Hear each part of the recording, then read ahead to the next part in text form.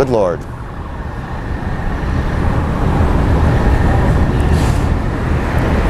There are no words. You can see large pieces of the building falling. You can see the smoke rising. It is your host. You can see a portion of the side of the building now just being covered on the right side as I look at it, covered in smoke. 2019. This is just a horrific scene and a horrific moment. 95th Street, and the time is 11:07 p.m.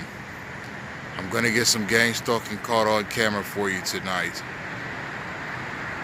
Be looking for obstruction of my general movements by vehicles and pedestrians, and an abundance of public service vehicles. Let's go. I'm gonna walk from 95th Street and Collins Avenue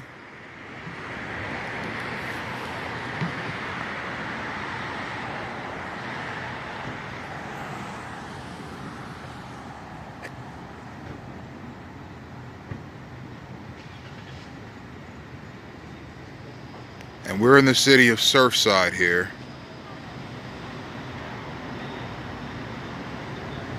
Surfside, Florida. I wanted to get that on camera. I'm going to walk northbound on Harding Avenue. And I want to talk about useful errors in law enforcement in relation to gang stalking. Now, I uploaded an article to my Twitter page today at Senate and House concerning the Chicago PD. The Chicago PD has, for an unspecified amount of time, been erroneously putting innocent people's names in a gang member database. So in other words, there are people in Chicago right now that have never been in gangs, but their name has been entered in a Chicago PD gang member database. So to the Chicago PD, they are gang members, even though they have never been in a gang. It sounds like a recipe for gang stalking. You see, because a big part of gang stalking is registry and databases. At some point, my name, Emmanuel Isaiah Smith, was put in some kind of a registry or a database that, and that's our first police vehicle. As I said before, a targeted individual can't go anywhere at any time of day without seeing an abundance of police vehicles. So at some point, my name was put in a registry for terrorists. And the gang stalking program I'm in is a counterterrorism program. And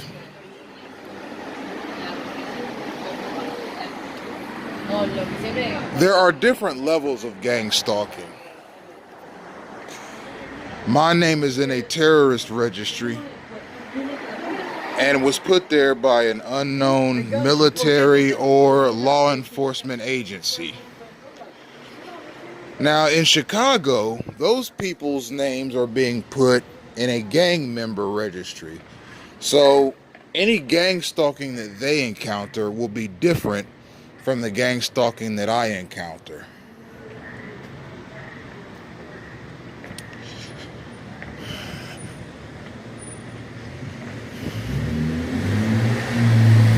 In the gang stalking that I encounter, I experience the upper echelons of gang stalking. The gang stalking I experience is non-stop, 24/7.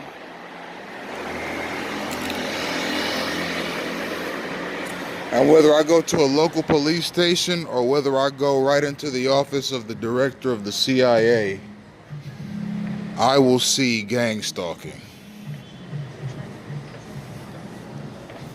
You see, it is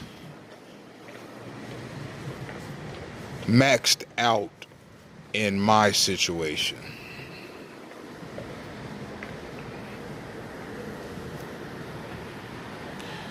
You see. Now, my thoughts on the Chicago PD matter is this. If the Chicago PD, one of the most renowned police departments in the country, on account of their historicity,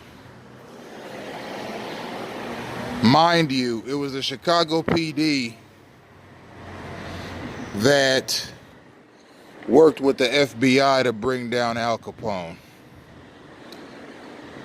And it was the Chicago PD that worked with the FBI to bring down many Chicago-era, Prohibition-era gangsters. And the Chicago PD is working with the FBI again to bring down the gang epidemic in Chicago. Now, gang, in this context, is something different than gang stalking. When we talk about Chicago gangs, we're talking about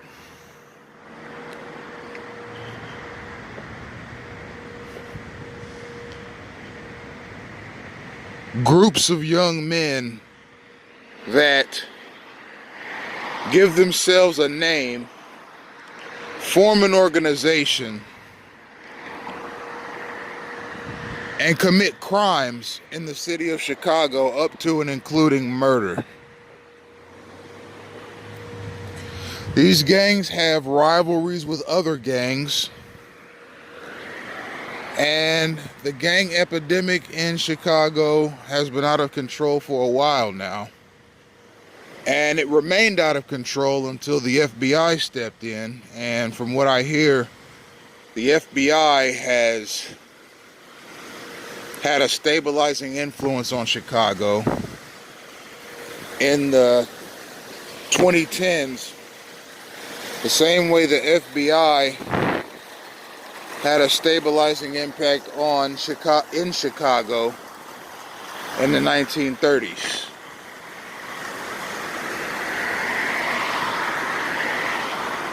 Now, gang stalking is a whole nother animal. With gang stalking, a person is assaulted without being touched. When I say assaulted, a targeted individual's living abode is routinely broken into. And you can see where my residence was broken into in the Fox 45 News interview I did in Dayton, Ohio on March 5th, 2017. I've got that video up on my Twitter page on the Gangstalking in Action live video series, and it's also on my YouTube page.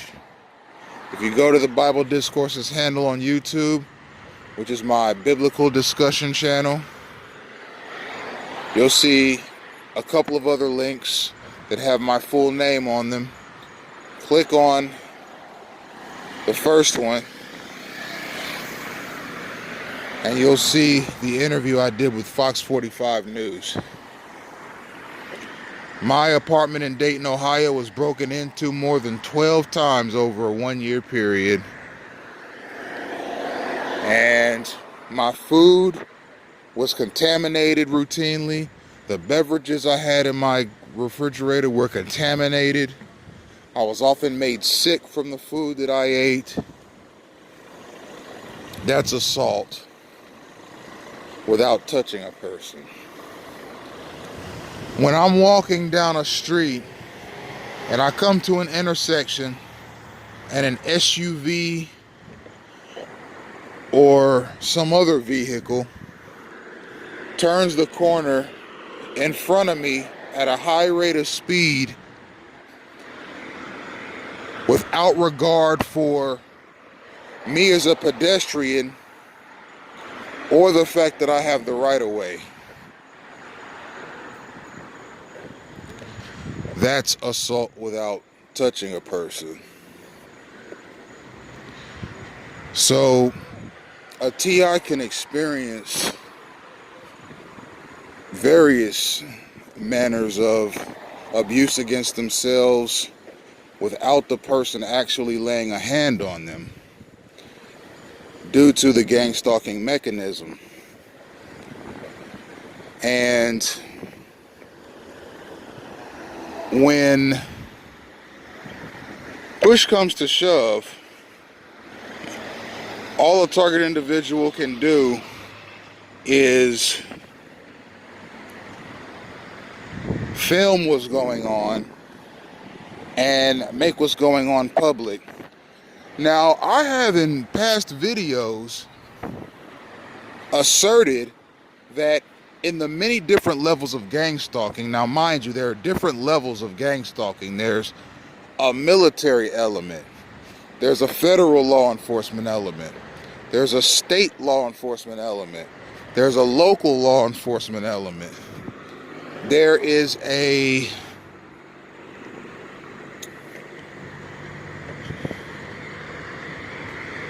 church element. Okay, there's an ideological element, and there's a political element to it.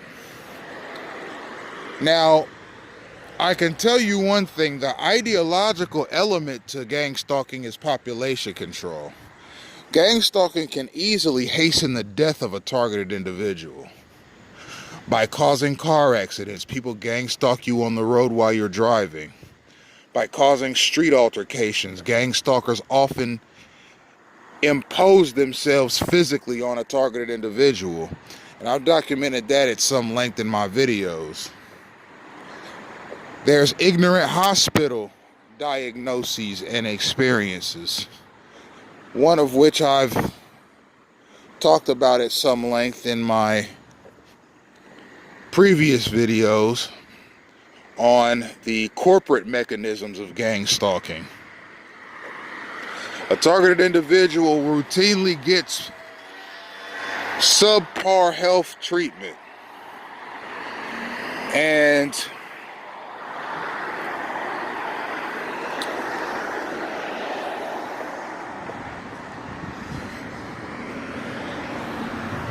regardless of the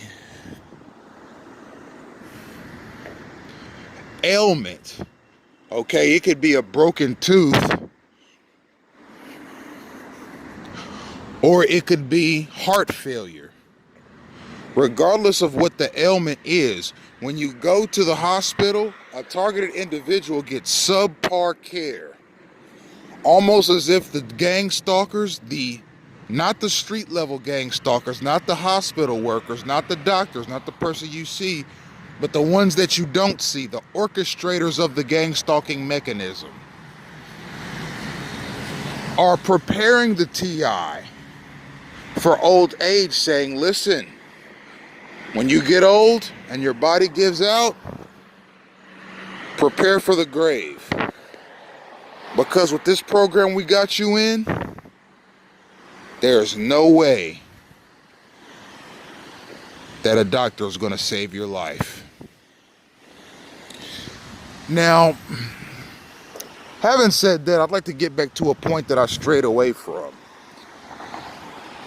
If the Chicago PD can accidentally put people in a gang, put people's names in a gang member registry, then U.S. citizens' names could accidentally be put in a terrorist watch list registry, which is what I'm in.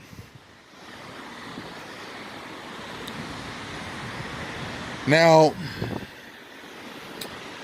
the reasons that a person can be put on a terrorist watch list are numerous and very specific. There are specific criteria for a person to be put on a terrorist watch list.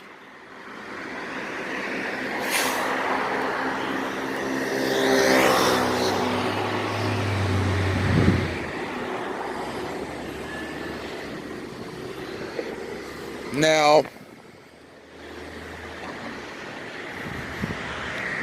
I've gone over some of the reasons that a person can be put in a gang-stalking campaign. Websites that they visit, being too controversial or conspiratorial, things they say to their family or friends, being too controversial or too conspiratorial, being in a nasty divorce, whistleblowing against a corporation, making the wrong enemy, having an inheritance,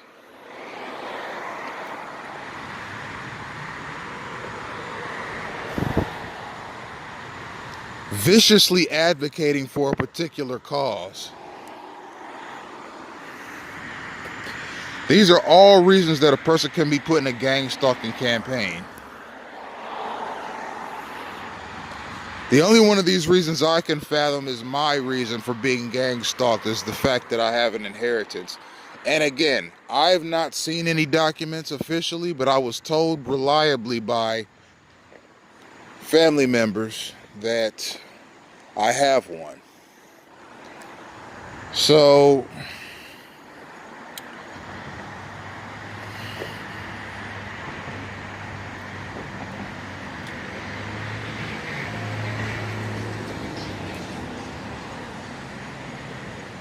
with the terrorist watch list, I mean, there are a number of ways this person can end up on a terrorist watch list. But mind you, being on a terrorist watch list is only a matter of putting somebody's name and picture in a registry. It's something that can be done in 2 seconds. And the criteria for being put on a terrorist watch list consists of, well, first you have to come from a certain country. If you have heritage of certain countries, it raises your probability of being a terrorist. For example, if you have heritage in Syria, Iraq, Iran, Palestine, Yemen, Jordan, Saudi Arabia, places like that in the Middle East, places that are very Muslim, places that have had numerous instances of express disapproval of the United States activity in the Middle East and the activities of Israel. If a person is from those areas, just being from those areas and living in the United States puts you at risk of being placed on a terrorist watch list.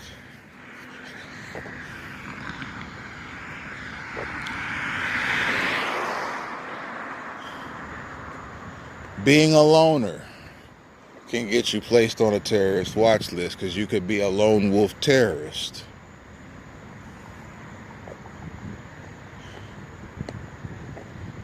Being a loner can actually put you under suspicion of a lot of things, because the United States has had quite a few lone wolf terrorists in its history. That's a terrorist that acts alone rather than as a part of a group.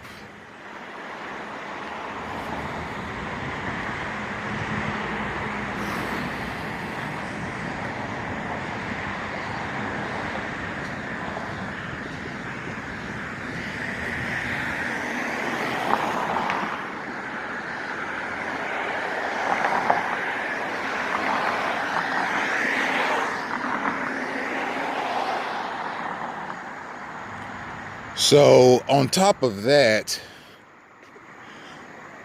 if a person visits quite a few, if one of these Muslim people visits quite a few ISIS-related websites, or if they speak about Osama bin Laden favorably online, or if they speak about al-Baghdadi favorably online, or if they speak about Adolf Hitler favorably online, or if they speak about Saddam Hussein favorably online, or if they use search terms such as how to join ISIS, how to make a bomb, how to kill a cop, how to hijack a plane, how to blow up a U.S. Air Force base, stuff like that. A person can be reasonably expected to be placed on a terrorist watch list, and they'll be surveilled for terrorist activity.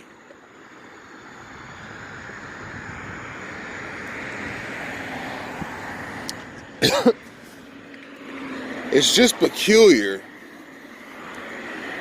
that a United States citizen can find themselves in a full-blown gang-stalking campaign, even though that U.S. citizen has no terrorist ties or even a criminal record to speak of. Now, I have visited every kind of website that there is, and I am a loner. I have an inheritance. I can't say I've been a whistleblower on companies, although I have talked to HR departments about certain matters. I haven't gone to any news outlets or the FBI or anything like that on a company. Although I'm totally in favor of people doing that if ethics violations are hindering the progress of the company, its employees, and the community. I'm not in favor of corrupt business people expending their fortunes at the expense of tens of thousands of employees and hundreds of thousands of people in their communities. I think communities are better served by corporations that exercise corporate responsibility. So in that regard, I can't say I've blown the whistle on a company.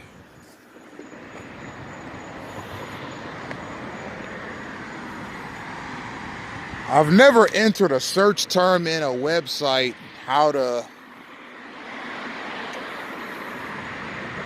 harm anybody or how to kill a public servant or how to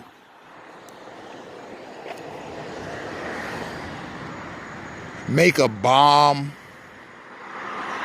or anything like that.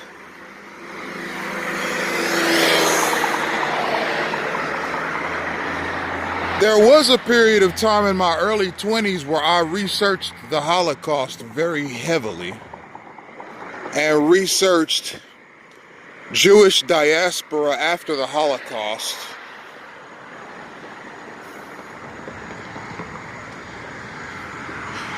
And in the process of researching these things, I encountered some conspiratorial websites that I found terribly entertaining in terms of the theories that they put forth about history in general. Not just the Holocaust, but history in general.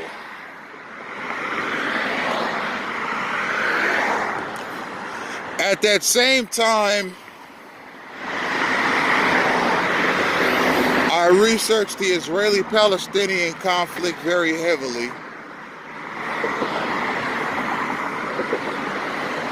And I became conflicted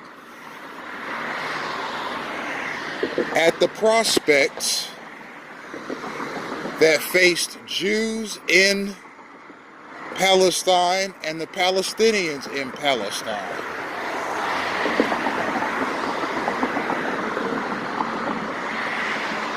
So, if a military agency or an intelligence agency or a federal law enforcement agency saw my search results, because I went in, I was hearing all kinds of rumors about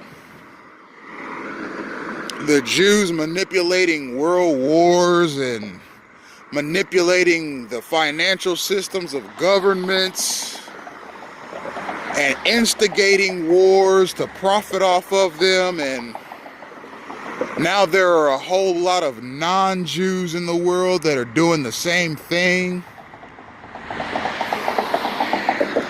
using the Jewish blueprint that was set forth by the Rothschilds.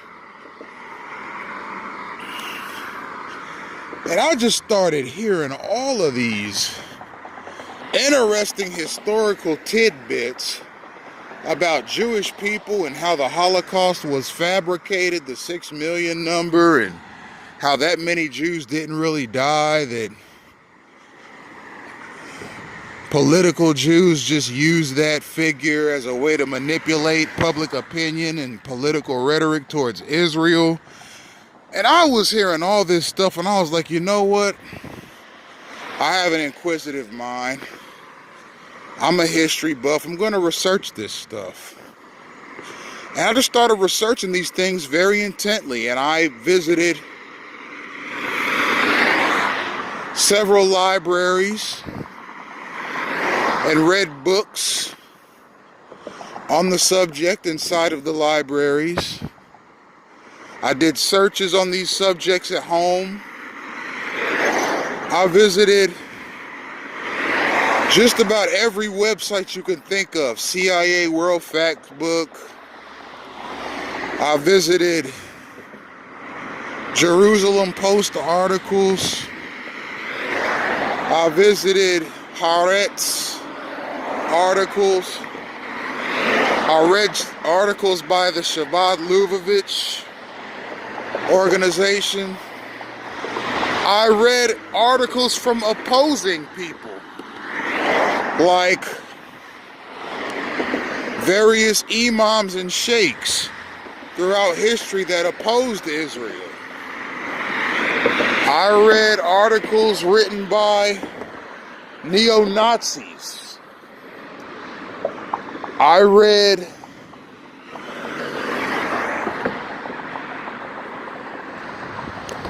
excerpts of Adolf Hitler's book Mein Kampf. And I visited general information websites like Wikipedia. So I did a very thorough investigation into Jewish history, but the history of the Middle East as well. And during this process, and I